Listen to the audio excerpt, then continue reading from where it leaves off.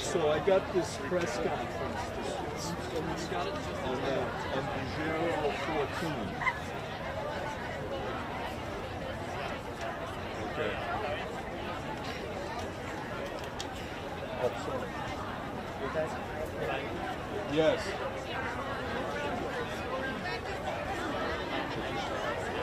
Mic check, mic check. Anybody need a mic check? Hello, my name is David. I'll be your waiter this evening. Try the meal. Be sure to tip your waitress. Yeah, it's for English, but Melania is here for American, and also this kid from AJ Cross. So, you want an audio test? Okay. It's going to start at 2:55.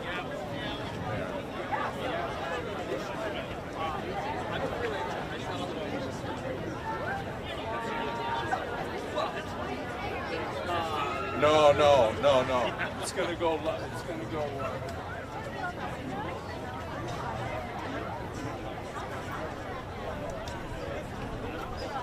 I also.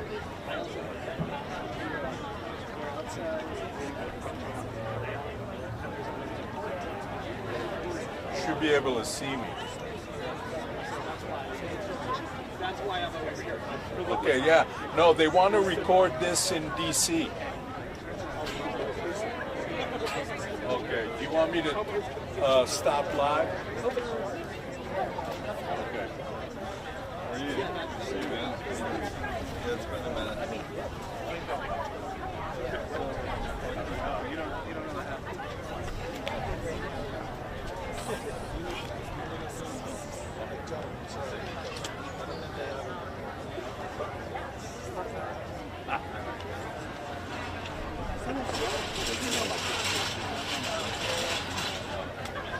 I don't know what that is. Okay, 1, 2, 3, 4, 5. 1, 2, 3, 4, 5.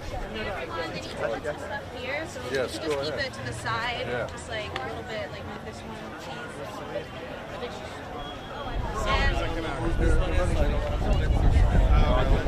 No, cheese. they're Anybody both on sunglasses? 2. Anybody sunglasses? They're both on 2. Yeah. Anybody What, the sunglasses? level's different? Okay, I'll fix it when I go back to the camera. But you're hearing me, right? Yeah. Okay. Okay, thank you very much. I'm next to you right over there. Hey, you came back to DC? You came back to DC? Okay, thank you. Oh, you're still You're busy, man. Thinking about you. Yeah, so Yeah. yeah, I can hear you. I know. Love and buttons. Okay, Or I'm thank you. Love and buttons. How about you? oh yeah. I showed up at PCD. As soon as fire on fire. Let's keep it there just for a second so it gets some slack. Thank you. Oh no, I'm not. Let's take it. Oh, that's sick. Yeah, we're just programming from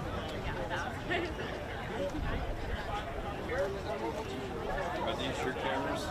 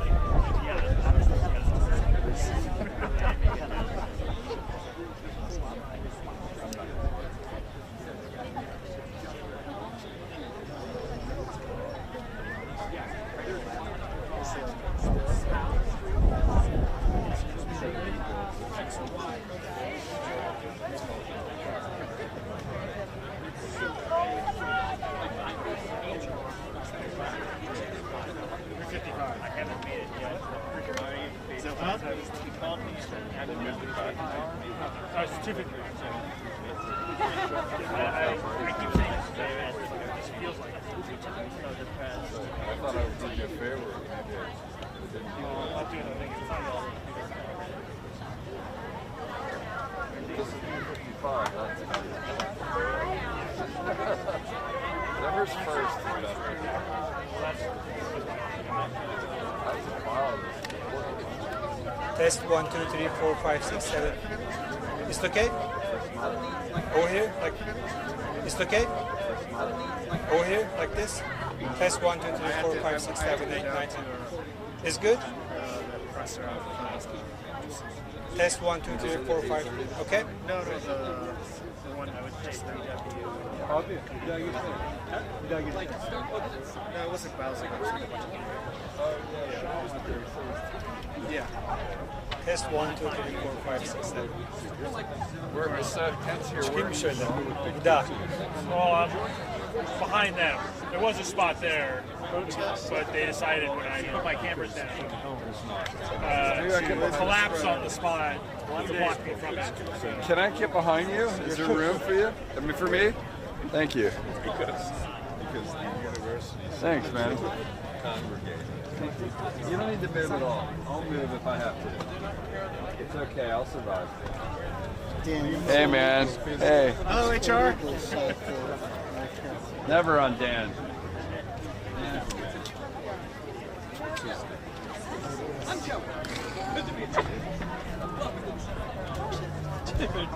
You of all people shouldn't be asking. Remember?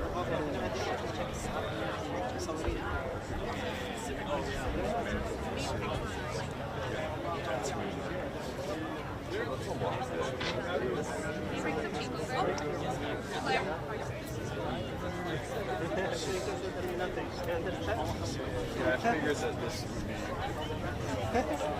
Especially not many. Yeah. It's a bit of like it's fucking right?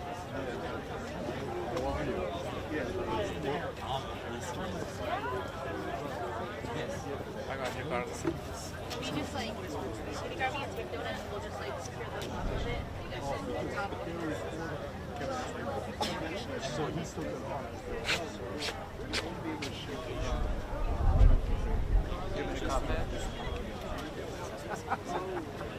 We were at a well with good here this morning.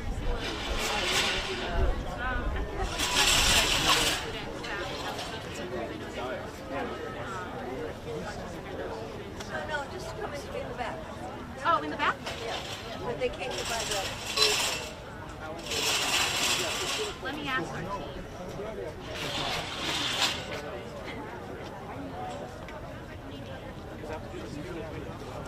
I'll tell you what server it's on.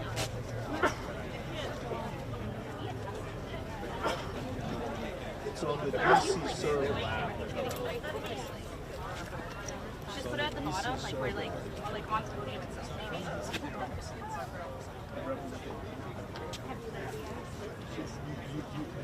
So we're going. You should both go. Can we just like put it back and then just like try to put it like right here in my car?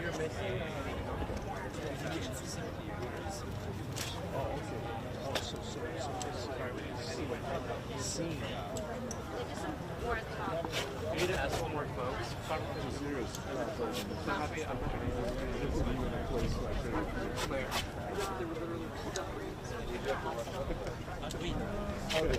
Yeah. That's like, you know, Just in case you need that template, because you haven't followed yet. One of you tell the other. I cannot do that.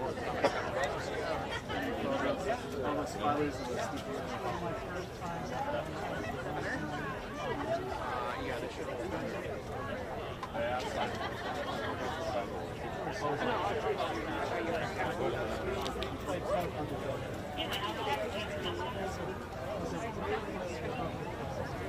Let me get confirmation.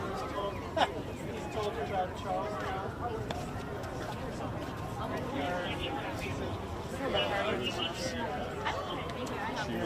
know. that she was supposed to be. But then, no, it's CPAC, which was a hotel, but it's right by MGM. Yeah. So she didn't show up because there was no interest. But I had to say, Have you ever done a press so the conference guy, here? the pillow guy, You've never given one? Does anybody want tape to like tape their mics down? We have some extra like duct tape if anyone needs it. We have to get approval. where you get 10 deals.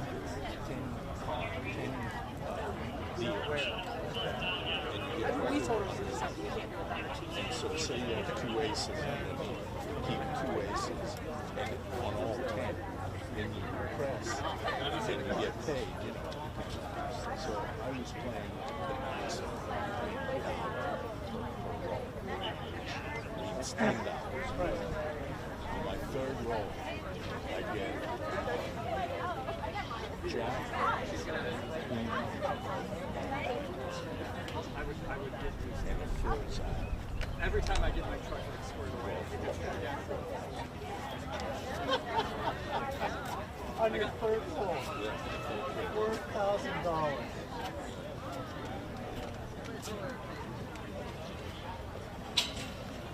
So they're creating a big problem over there. Oh, sorry? Not yet. Is there a member of Congress present here? Oh, hi. Okay, great. I'm going to need your help because we have to figure it out until Congressman Bush shows up. Okay? Okay. Is there and she is driving the thing, right? So when she arrives, major assistance to everybody else. Okay. Can we go out and then we come back? She got you off and telling everybody to move out.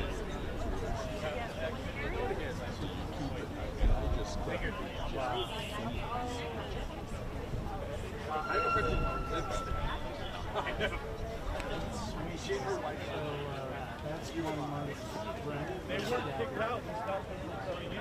They couldn't come to school while they allowed. So then, This is good, but these kids Oh, so you've never seen this? So you're going to have a lot more. You're just going to get 1 or 2 grants. We can, me and well, because it's too late.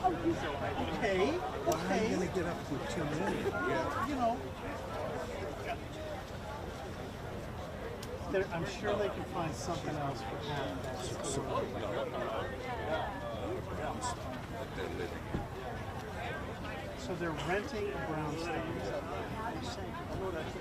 They're renting a brownstone. That's almost $100,000 a year versus buying one for $10 million. That's what all the All right, kids are doing. what's the mortgage on a $2 million brownstone? If you stay low, you're good. 20 grand a month? The guy that bought mine was Follow the words of the God. Jumbo. Yeah. What's he do? He's a partner. He's a manager.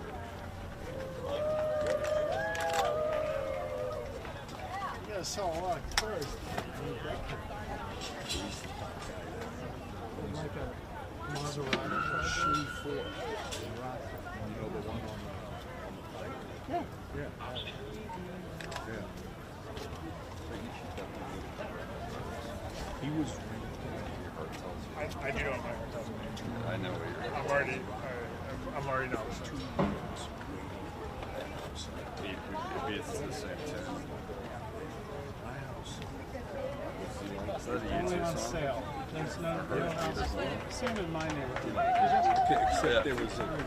There's no one at the podium though, as you see. Right? Down in front. Down in front. Down in front. United will never be defeated. The people united will never be defeated. The people We need to go over here. will never be defeated. The people united will never be defeated. Derek. Derek. Derek. Yeah, they need to come over here.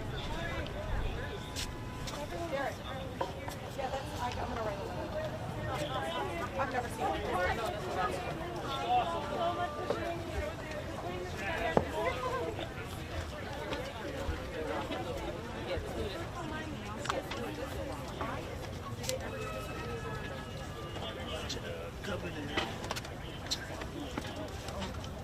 Get it out here, man. Make it home.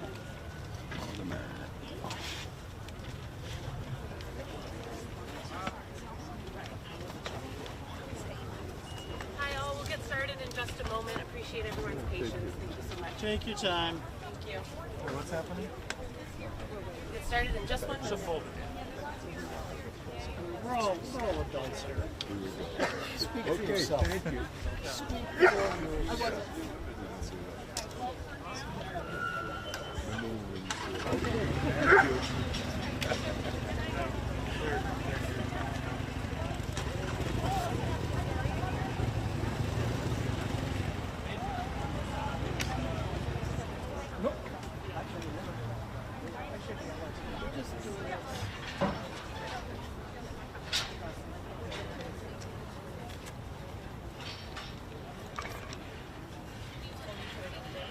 I don't remember if that actually was up this morning.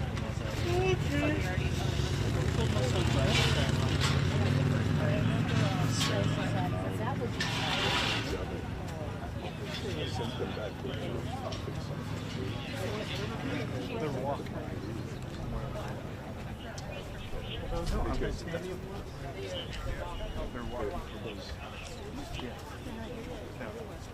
Raise this up. There's still a GWU. Oh. Oh yeah, we're good. Don't stab at that. They fix it.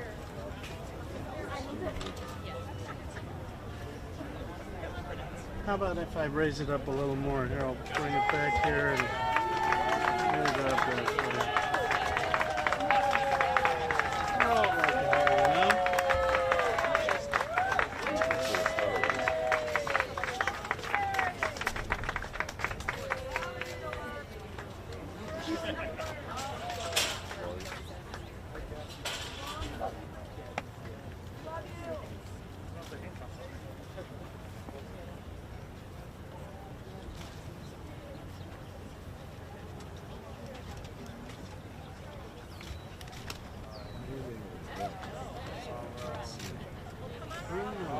Arena is the coolest guy around. Arena is the coolest kid.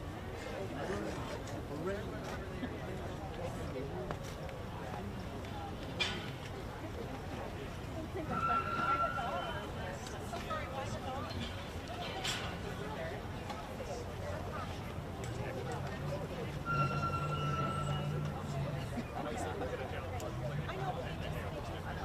So we were this guy is working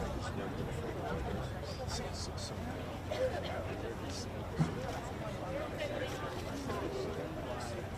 All right.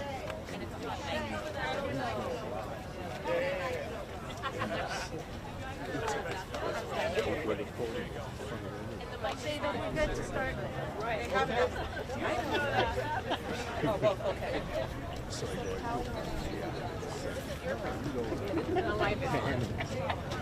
so I so I said, Frank, what are you doing? He goes, what? Just look at us. Oh.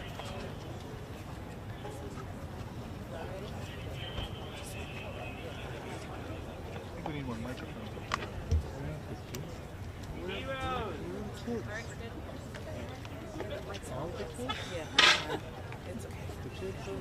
All right, we're going to go ahead and get started. Good afternoon, everyone. We are here. I am standing with my amazing sister in service, none other than the fighter, but the mother to so many of us, Congresswoman Rashida Tlaib. We are here and we're asking for everyone to respect the space. These students have been through a lot, and I just want to premise with that. But greetings, and thank you all for joining us.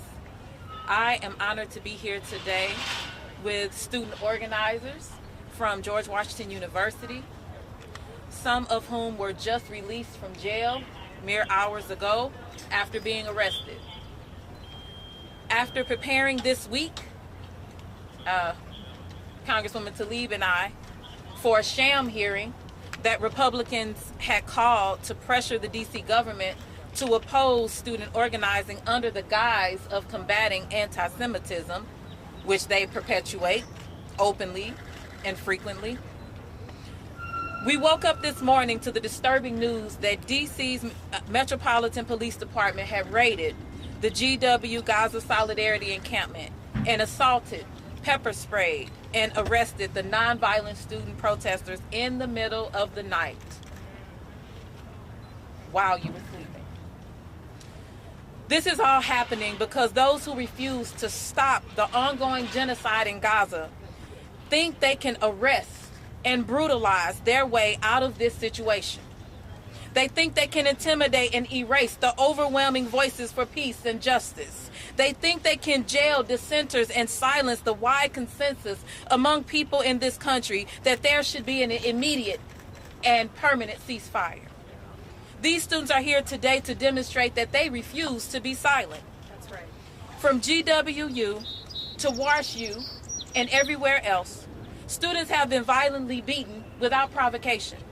They have been arrested and charged with disproportionate offenses. They have been suspended and barred from campus. They have been denied access to food and medical services, the care on campus. They have been barred from walking across the stage at graduation. They have been wrongfully smeared as anti-Semitic in a shameful attempt to erase the humanity of the many Jewish students that have been instrumental in these protests. I know what these intimidation tactics, what these tactics feel like. I will never forget the brutality that we faced on the streets of Ferguson in response to our calls to end police brutality. Police used tear gas, pepper spray, rubber bullets, noise munitions, batons, shields, fists, and boots against us. The Missouri National Guard called us enemy forces. Our government labeled us as black identity extremists. Politicians condemned us. Those of us on the front lines were traumatized, but we knew that the time would come that would prove that we were on the right side of history, and it did. Time will prove the same for the students currently protesting across the country. Behind every attempt to silence a protester is an idea that those in power don't want people to hear. Students are protesting all across the country because they believe our government has failed to recognize the common humanity of all people. They are protesting because they oppose our government's silence and complicity in the death of at least 35,000 Palestinians. They are protesting our government's complicity in a genocide and humanitarian crisis of famine, disease, and other pervasive suffering. And they are protesting their university's complicity in these mass atrocities, including Netanyahu's ongoing invasion in Rafah, where over 1 million people, including 600,000 children, are sheltering with nowhere to go. Look, protest isn't meant to be comfortable. It is meant to be disruptive. And if you don't want folks to protest, then prioritize humanity over profit, humanity over your donors, humanity over your property. This is how justice is won, though.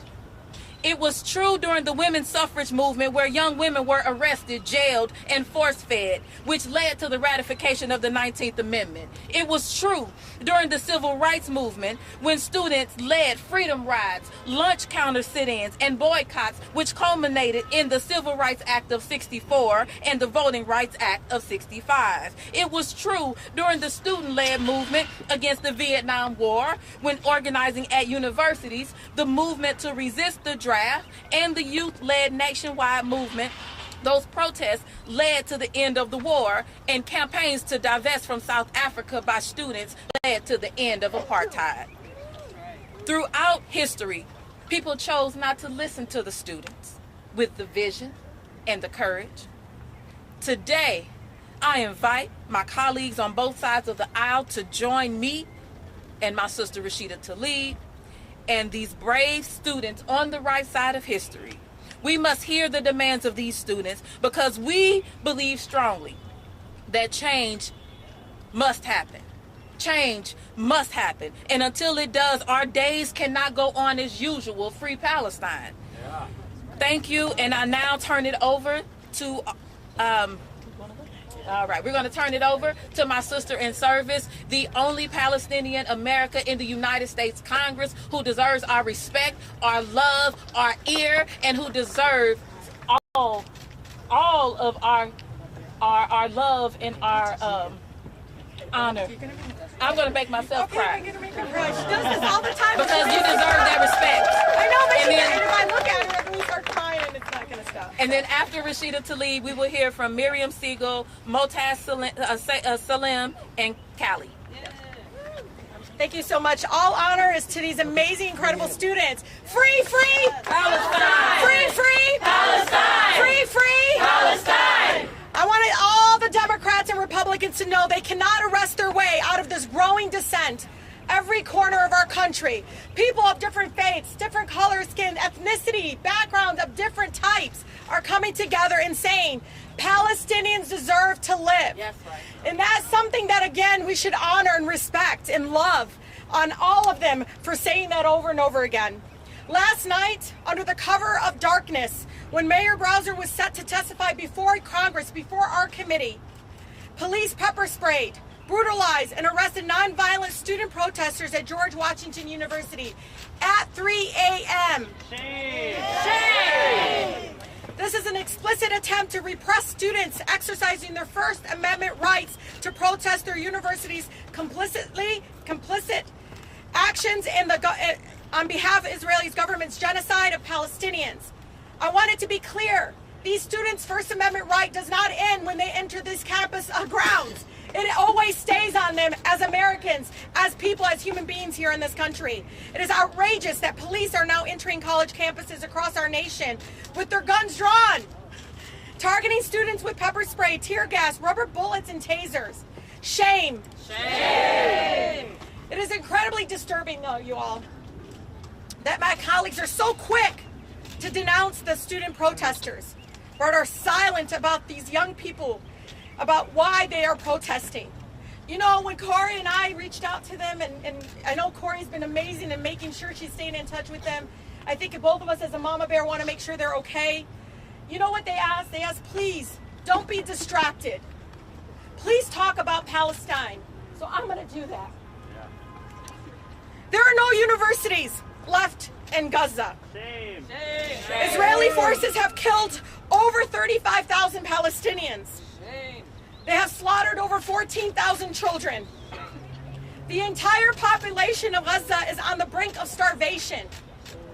Israeli forces are currently invading Rafah, where 1.5 Palestinians, including over 600 children, are trapped, living in makeshift tents without food, clean water, sanitation, medicine, or any form of shelter. To hear that a mother has to choose which child she's going to feed in Gaza, shameful.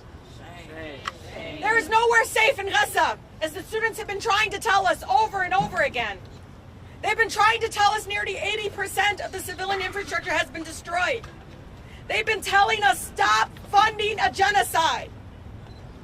All across Gaza, the medical system has been deliberately destroyed, intentionally. That is a war crime. Students are putting their bodies on the line to demand their university divest from the same weapon manufacturers that are sending bombs to murder innocent children in Gaza. We will not stop in defending these students until this end is going to happen in regards to the genocide. It must end. Until there is an immediate, permanent ceasefire that includes complete withdrawal of Israeli forces from Gaza and the release of all hostages and arbitrarily detained Palestinians. Look, these students are saying save lives no matter faith or ethnicity. That's right. This is something that I feel like is being completely ignored. Why are they out there? This is why we're proud. We're proud to use our position in office to bring these voices so you all don't forget why there are encampments, why there are movements and dissent around this country. With that, I'm going to have Callie, come on up. Sorry, I made it very Arabic.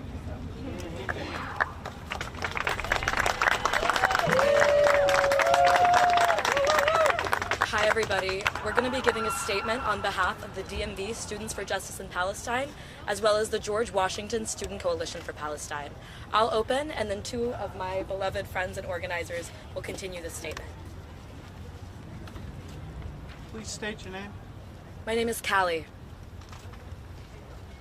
As Israel's US-backed genocidal campaign of Gaza wages on for its 8th month, as Israel has slaughtered over 40,000 Palestinians and displaced nearly every single person in Gaza while holding them under siege in an open-air prison, now with no means of escape, we as American college students recognize that it is our moral imperative as human beings to take a firm stance against the complicity of our universities in this genocide and in all atrocities that Israel has committed against the indigenous Palestinian people for over 75 years. 2 weeks ago, students across the DC metropolitan area joined a national fight for justice. Our encampment in solidarity with Palestinians and protest against the ongoing genocide in Gaza was quickly met with overwhelming community support, more than we could have ever imagined. We quickly found fellowship in our collective rage against institutions upholding the genocide. Our demands for our universities across the DMV, including George Washington University, Georgetown, American, Gallaudet, George Mason, Howard, the University of Maryland College Park, and the University of Maryland Baltimore County, our disclosure of financial ties to corporations complicit in the slaughter of Palestinians, divestment from all such corporations, an end of all academic ties to Zionist Israeli institutions, which have always been fundamental to upholding the state systems of settler colonialism, apartheid, occupation, and genocide, protection of pro-Palestine speech on campus, and amnesty for all students who have been disciplined for such free speech already. These demands were always meant to be settled over a negotiations table. We repeatedly stressed to our administration and to our university president, Ellen Granberg, that we were willing to negotiate through the kind of dialogue our universities claim to encourage. From day one of our encampment, our GWU student negotiation team has invited President Granberg to the table so that they could dialogue and come to an agreement. Instead of inching towards an agreement on any terms, members of the administration at GW have publicly lied about engaging with us while working to violently clear our encampment with police violence since the first night. Since day one, we have understood the monster before us. It is a collusion of academic institutions, administrations, police, Congress, and the state at large to protect the interests of the Israeli occupation of Palestinian land. They have affirmed a blatant mischaracterization of these encampments, naming them as anti-Semitic and dangerous in order to justify the carceral crackdown on student territory we've seen across the nation. Our encampment hosted 2 Shabbat services and a bat mitzvah. A local synagogue has even provided a Torah scroll to facilitate these services. We also hosted prayer services throughout Orthodox Christian Holy Week and daily prayers for Muslim community members. Additionally, chaplains and spiritual leaders from a vast array of traditions have regularly come to serve the community at the encampment. The DMV SJP encampment has proved itself to be actively inclusive of all people, of all religious backgrounds and faith traditions, a vision of the world we seek to create together. We have received immense support from professors, alumni, parents, families, blue-collar workers, small business owners, religious leaders, doctors, and even the United Nations Special Rapporteur on the Right to Education. The encampment started as an effort by students alone, but evolved into a newfound space of collective care, grief, and hope for all people from all walks of life in the DMV. This show of solidarity, community, and devotion to justice is a testament to the collective power we wield and the resilience of the communities that are far too often overlooked and abandoned by the people who are supposed to represent them. President Ellen Granberg slandered and called for police intervention against her students and the DC community from her ivory tower, not visiting our encampment once.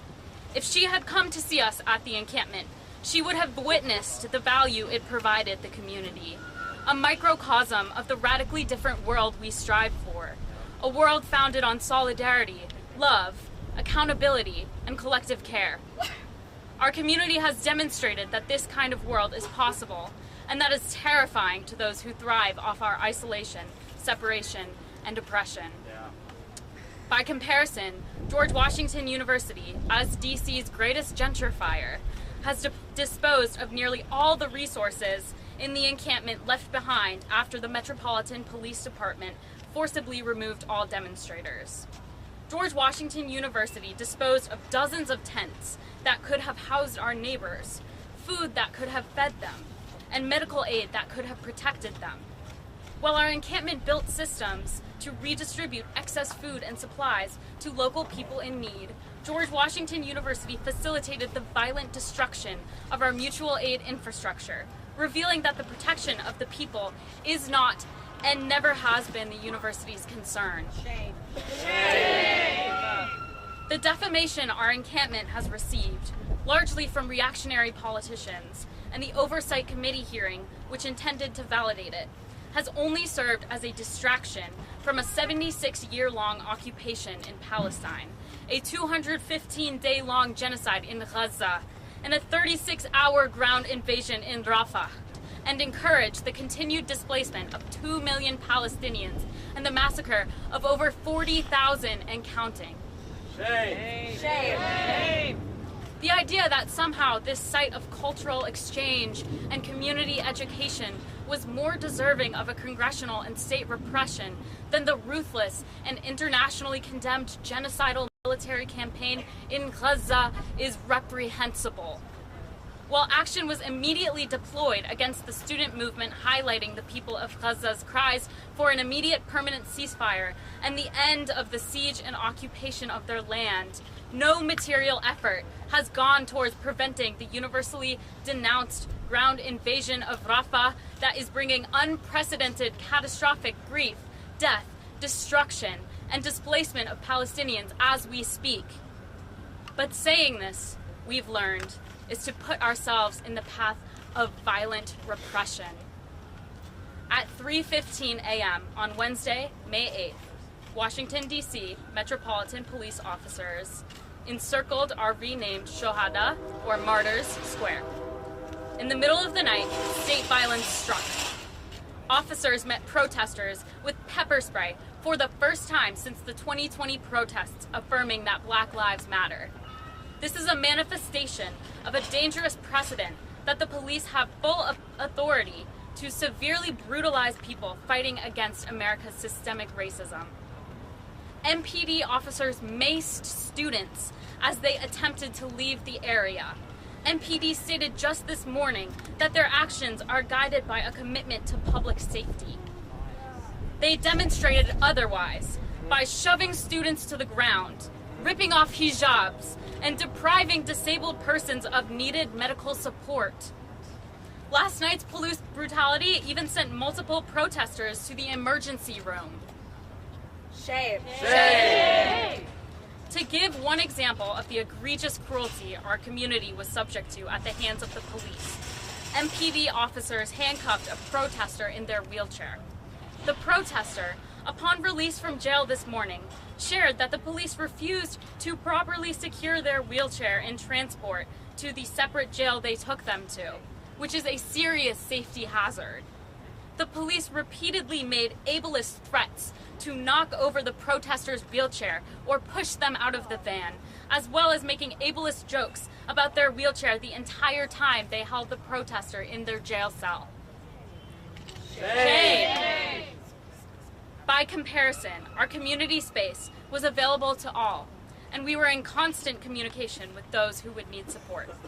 We had ASL translators and also engaged our crowd in this language, allowing for learning and growth. We had medics on site who understood and prioritized needs, despite George Washington University attempting to limit student access to medics for multiple days during the state encampment. We made sure to take care of all community members in a way that the violent state would never understand, through the cultivation of an intentional culture of care. Use your full name, please. Your name? Miriam. Hello, my name is Matez. I will be finishing up the statement before we get to sort of our personal stories and experiences with the encampment. Last night's brutal assault of students and DC community members was done at the request of George Washington University. the administration has continuously framed violence as the only option regarding our encampment.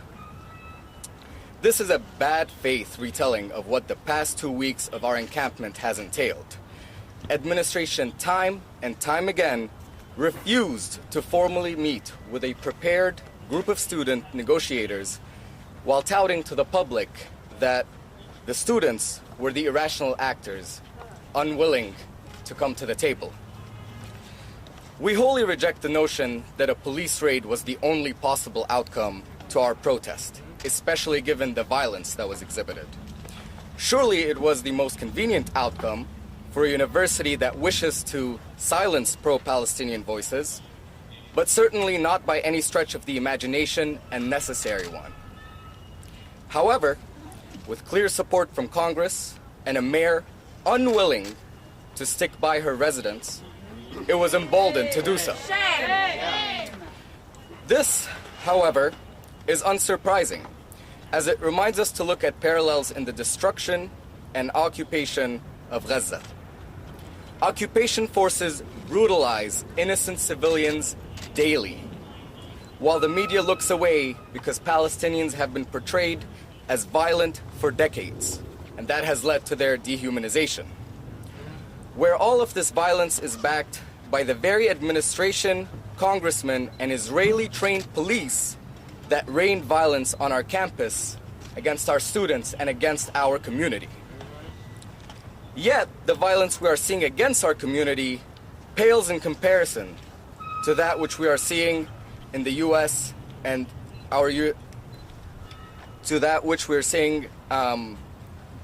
it pales in comparison to the violence that we're seeing in Gaza.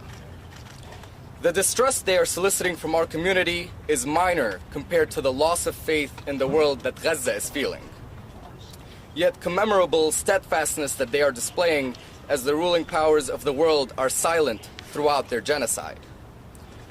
But we refuse to be silent, for we understand an attempt to silence us, to suppress us, to abuse us is simply because our bodies are serving as a vehicle for their voice. We speak as a voice in the heart of this empire for Gaza. We are here for Gaza. We will keep screaming for Gaza. We will keep fighting for Gaza. And we demand that all eyes are on Rafah and in Gaza and Palestine. All 32 of our community members who have been arrested have thankfully been released. We reject GWU's description of what took place last night as peaceful or orderly. Their assault of protesters within the encampment deconstructs their claim that the police served to protect us. Rather, it is abundantly clear that the police served to protect the interests of the elite. The mace on people's backs as they ran away from the police is a testament to their desire to cause harm, regardless of whether or not we obliged by their orders. Their violation of the hijab, the headscarf, is sexual assault. Their mistreatment and negligence of disabled people is shameful. Their careless destruction of the home we built over the past 2 weeks, whether it be the library, the foods, the educational services, and above all, our space of dialogue and care, sincere human care for each other, that thousands of people have engaged with, is abhorrent. But they cannot just as easily erase the lessons that we have learned, the connections we have made, the solidarity that we have strengthened, and the movement that we've built. The university and the police aggression toward our community has only fueled the flames of our righteous anger and radical hope for a future of sincere justice and liberation. And we will not stop fighting until we get it. You best believe that. We will not stop fighting. Every action the police, the university admin, and the government committed against us last night is antithetical to the values of our encampment.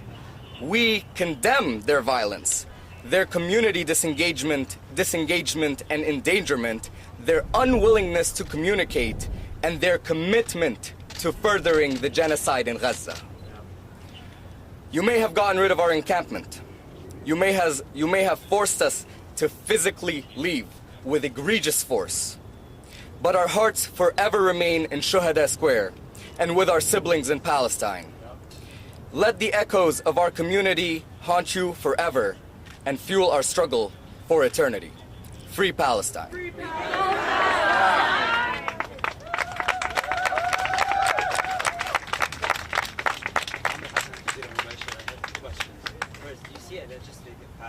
Provide protection for those students who are practicing their First Amendment rights. The second question, you asked the ICC to issue arrest warrants against the Israeli. I'm so sorry, I didn't know they had personal statements. I didn't know that. I'm so sorry. Keep that.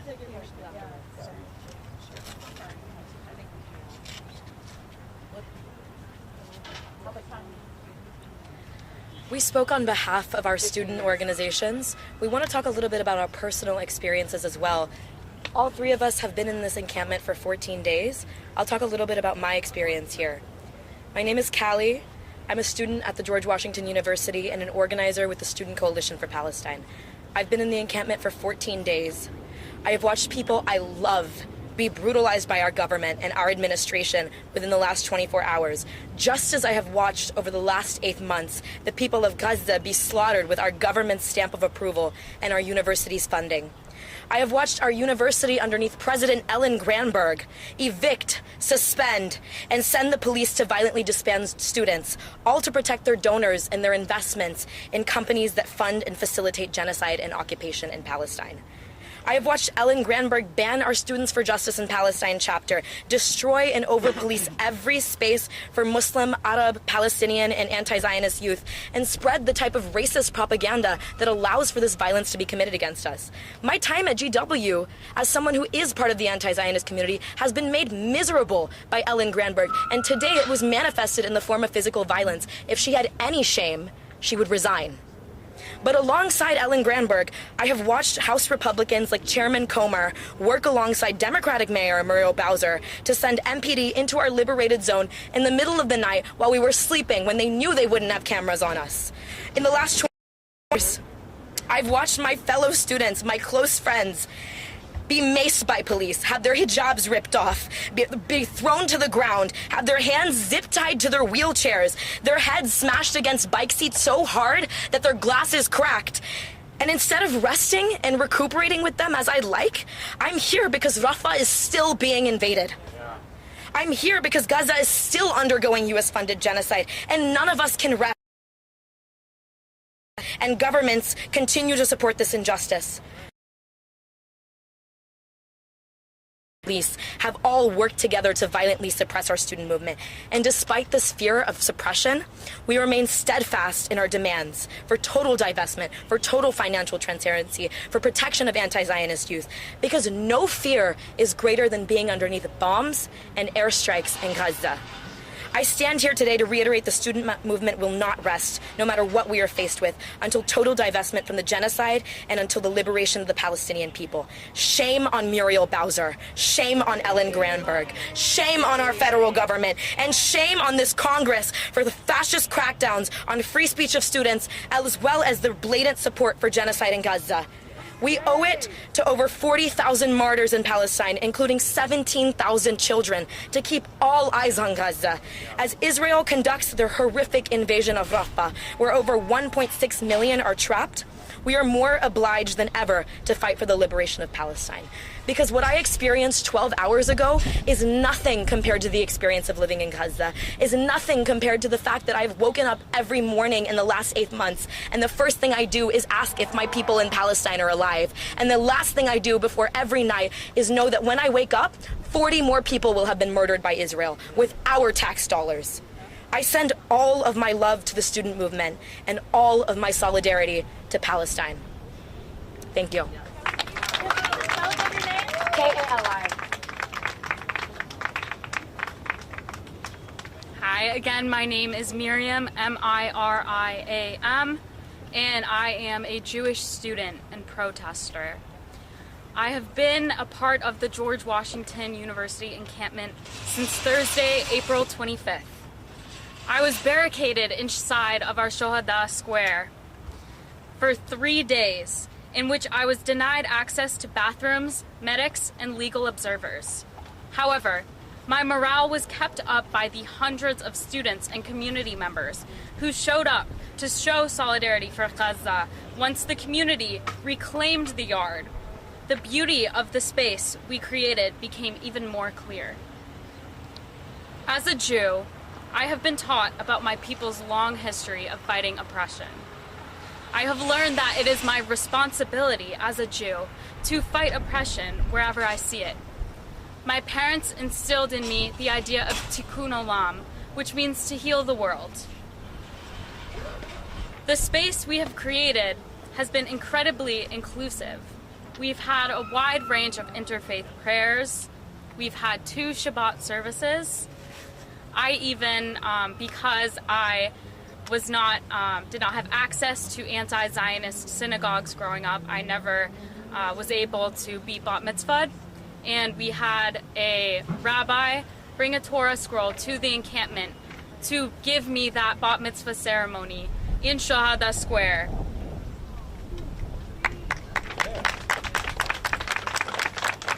Thus, I feel safer as a Jew inside of the encampment than I do anywhere else. And that is because I know that all of my comrades, all of my community, values collective liberation for all people, for Palestinians, for Jews, for everyone. I know that our safety is all intertwined as one people, and that I will never be safe and free until the Palestinian people achieve complete and total liberation. The only time that I have felt unsafe as a Jew has been at the hands of the repressive university administration and the violent police. This morning, I was arrested along with dozens of my comrades and held at a jail site for over 5 hours. Still, I stand here demanding divestment from our universities because I have to. I demand an end to all complicity, all active facilitation of genocide in Gaza, because I have to. The violence students have been subjected to at the hands of the police is directly tied to the brutal tactics of the Israeli occupation forces. We know that our cops are Israeli trained. We know that the tactics they are currently using on us, the brutality that our students are currently facing, those tactics were developed by the Israeli occupation forces and practiced on the Palestinian people. While our universities in DC have been subject to brutality, there is not a single university left standing in Gaza. The IOF, the Israeli occupation forces, have murdered over 40,000, including over 17,000 children. Over 1 million Palestinians are at imminent risk of death in Rafah. There is nowhere safe for them to go. Let us ground ourselves in the urgency of this fight for Palestinian liberation. All eyes on Rafah now.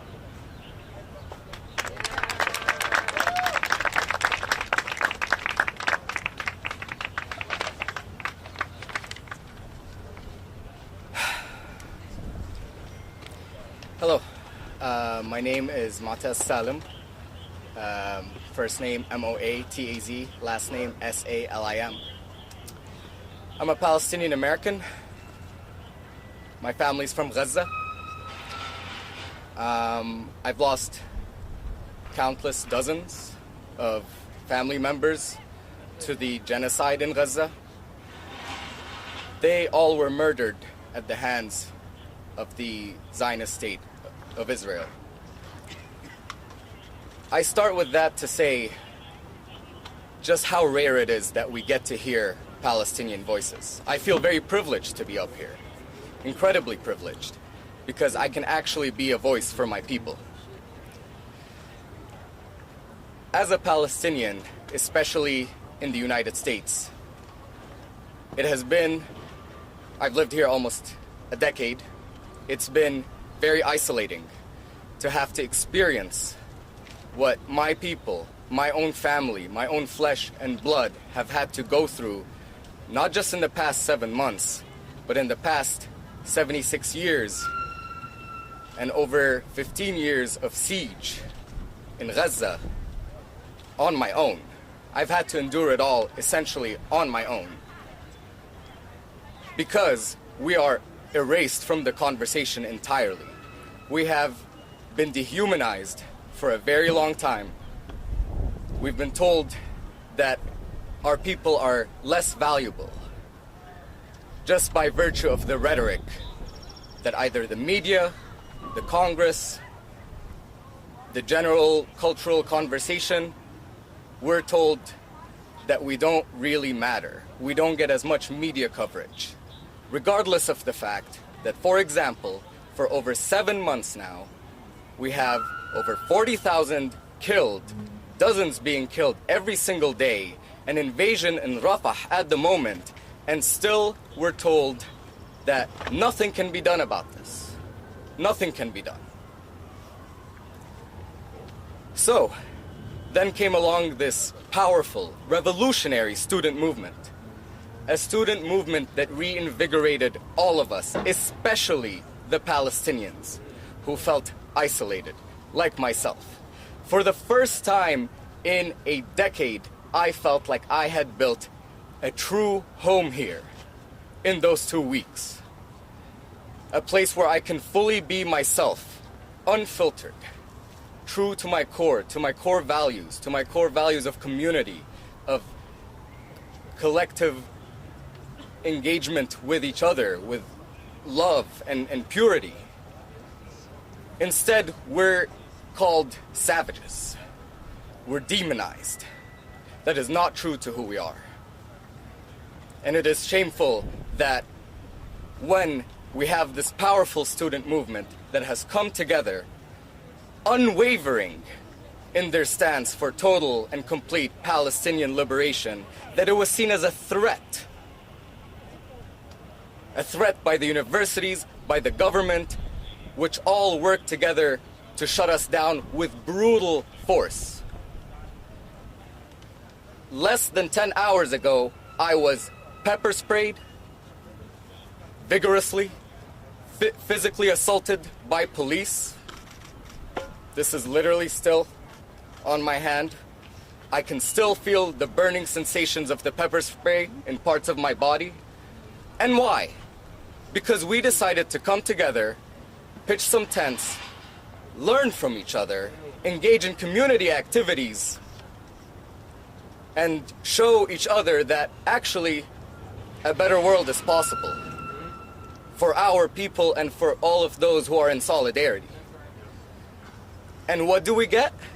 Police coming in at 3 a.m., brutalizing us, reminding me of the times I sat watching the TV when I was a kid in one of many operations that have been done against Gaza, killing a couple hundred, a couple thousand, and no one batted an eye. A little bit of media coverage here and there, and that's it. The world moves on. And for once, our movement, which has become so powerful, that we have built over a very, very long time, built something incredible, built something game-changing. And what's the response we get? I get physically assaulted by a police officer multiple times. Doused in pepper spray that hasn't been used in over 3 years in the city. All for what? Because we demanded that we deserve our dignity, our rights, our liberation? Shame on anyone who tries to change the rhetoric and make it mischaracterize our movement or change it into something that it is not. It is about community, about love, and about total and complete liberation for the Palestinians. Too much has been done to us for far too long. I've spent too many nights, eyes glued to the television, watching my people die, feeling hopeless, watching my people get killed, relentlessly murdered, feeling hopeless, feeling like I had nowhere to go. And a decade later, the student encampments come about, and those are shut down with brutal force. You can shut us down, but we will return. This movement is a long-term movement, and we know that. We know that to our core because we know that our ancestors had to experience it. We know that we are experiencing it. We know that we are trying to set up future generations to continue our movement because this struggle is deep in our very blood, to our very core. It's what we're made of. And so let it be known that we will continue on. You shut down our encampment, sure, well done. Now it's a barren yard with nothing on it. Well done, President Granberg. You did it. You destroyed a beautiful community space that was all about love, that was all about not just connecting the students together, but the students with the community around them, something GW has failed to do in any of its projects. We did that. And they tore it down with violent force. But we will come back. I promise you. I promise you we will come back. And we will see the liberation of Palestine. I promise. Free Palestine forever. Thank you.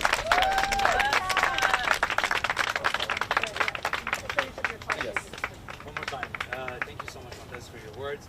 My questions are, are you working in coordination with Congress folks so that you can build a legislative path to protect your rights, the students' rights to practice their First Amendment?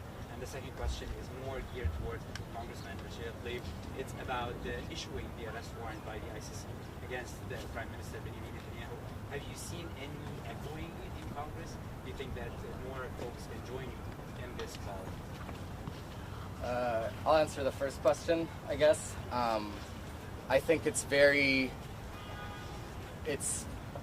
also something that's relatively novel and very, it brings me some hope that we have these Congress members who are actually willing to back our movement and also believe in our values and also remind people constantly to keep their eyes on Gaza, to keep their eyes on the genocide that's happening in Gaza, to remind people that Palestine has been occupied for over 75 years. This is something that is new in this government, and we're very glad that they are actually standing up for free speech as opposed to other members in this Congress who claim to do so until it dissents from what they want to hear. So very much we're thankful for that, and we're so grateful that we have Congress people that keep on pushing the issue that there is still a genocide in Gaza, that Rafah is being invaded right now still, that countless dozens dying every day. We're very thankful for that. I have a quick question. I was wondering. Oh, okay, I'm sorry.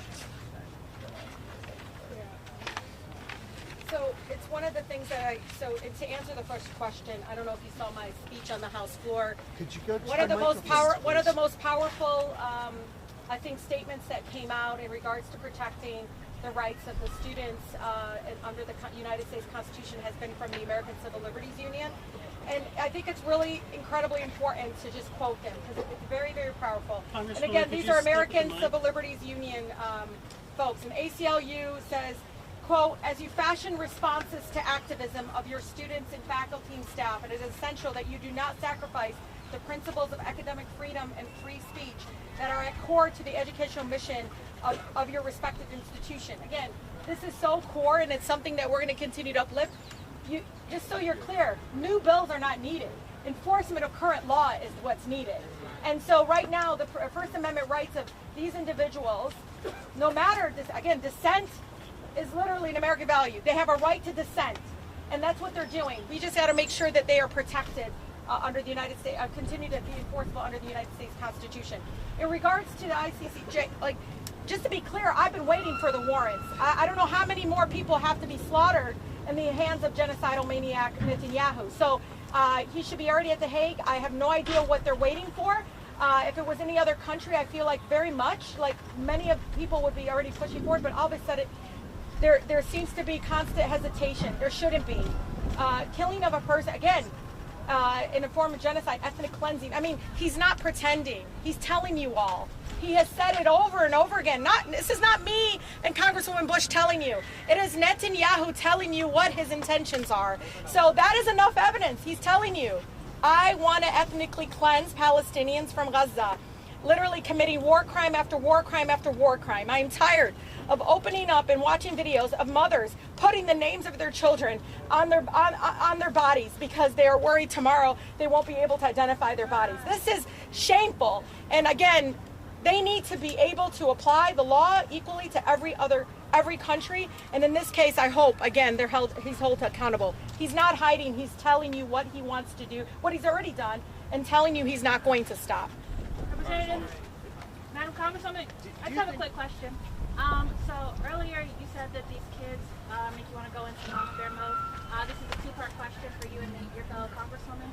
What's your message to the parents of university students who are concerned when their child tells them that they're going to take part in an encampment? And to the students, would you all be willing to share any perspective that your parents have given you on how they feel about your participation in this movement?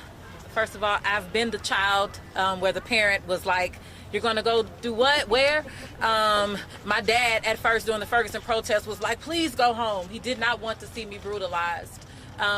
But then later he realized why I was out there. And so to those parents, you know, your children, let them be who they are. Tell them their rights. Tell them what, you know, how to protect themselves. You know, open up that space for them to feel safe with you and to feel safe with it, whether it's connecting them with ACLU or NLG, connecting them with those that can give them information.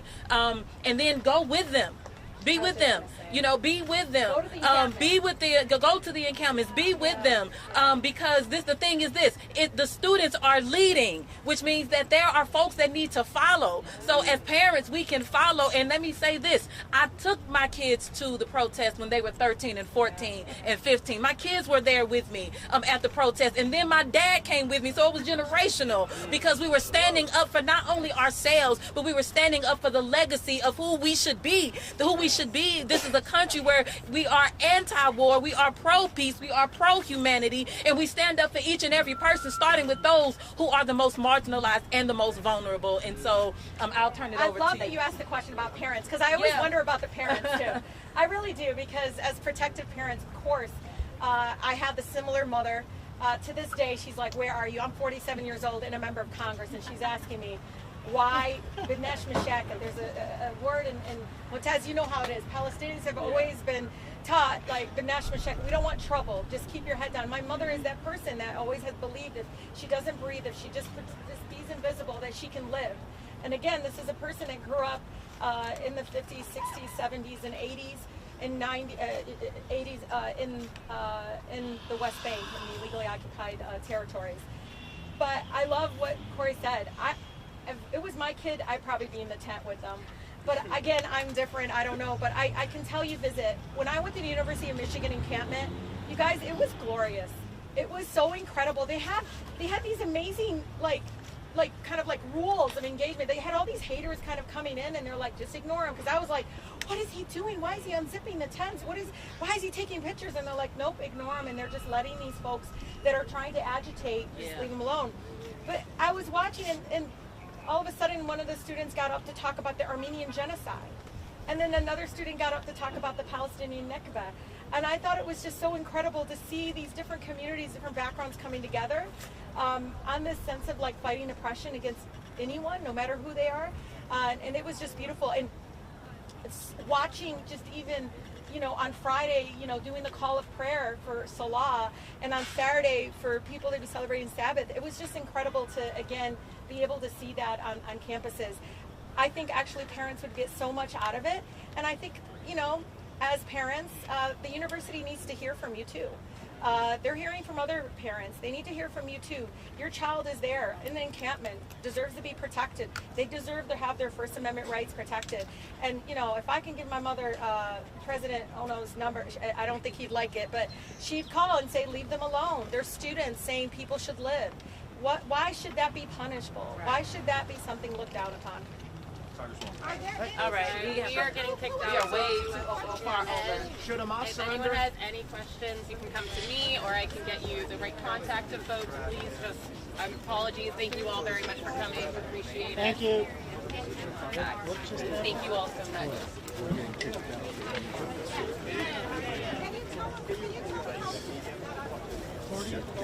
50 minutes of talking and 3 questions. 50 minutes. Dude, that's a Democrat. I have to see it.